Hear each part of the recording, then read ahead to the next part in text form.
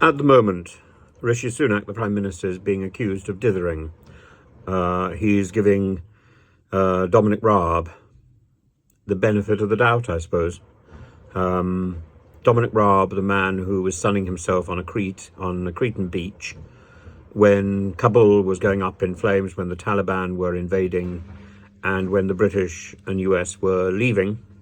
And every effort was made by the British evacuating troops to help those Afghans who had been supporting our fight in Afghanistan against the Taliban. Those Afghan pilots, those Afghan translators, many of them were evacuated, many of them in the process, very slow, of applying for asylum here in the UK, some time after they'd actually got here. And many more were unable to get out, so much so that 9,000 migrants last year, the biggest number by far, who came across the channel in small boats, 9,000 were Afghans fleeing from the Taliban because there was no other safe route.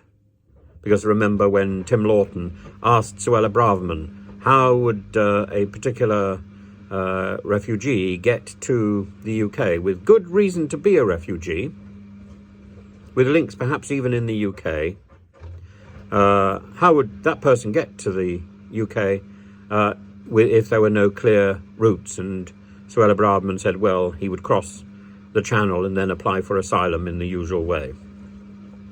That was in November the 22nd, about the same time that Suella Braverman put through her Nationality and Borders Act, which defined anybody crossing the channel without permission as being illegal.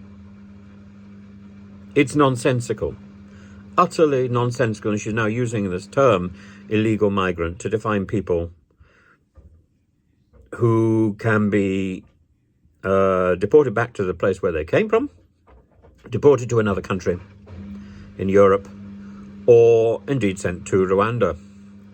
And one particular Afghan pilot has attracted the attention of Marine McBean, who is a double amputee who saw service in Afghanistan in a campaign in 2008, who Prince Harry has called a hero.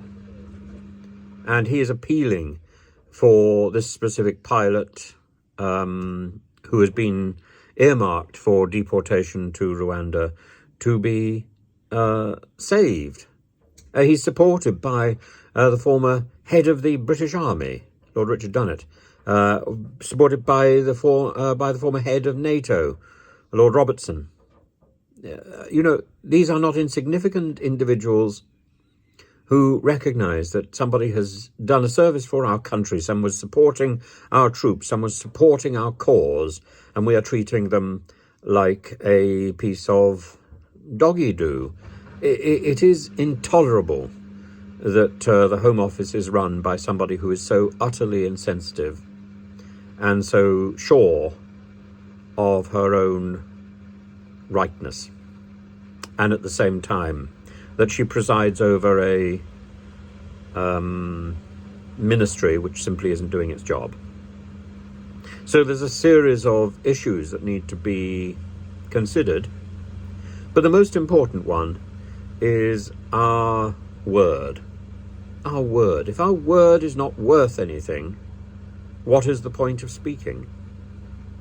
If when we say, yes, we will help you, yes, we support your loyalty, if that means nothing up the chain of command, if the person who is in charge, Suella Braverman, doesn't care what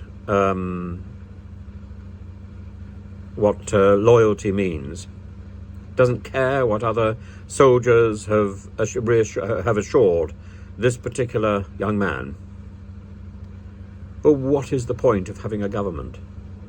Because this is the rule of the savage. This is the rule of the first person who happens to grab a place.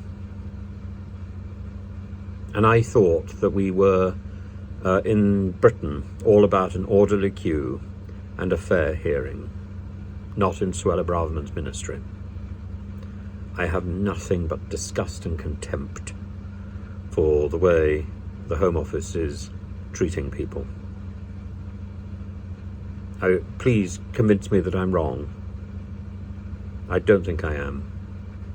And it's so good to hear a story where Prince Harry is doing what he's good at, where Prince Harry is standing up for the little person, the person who has given their all for our country.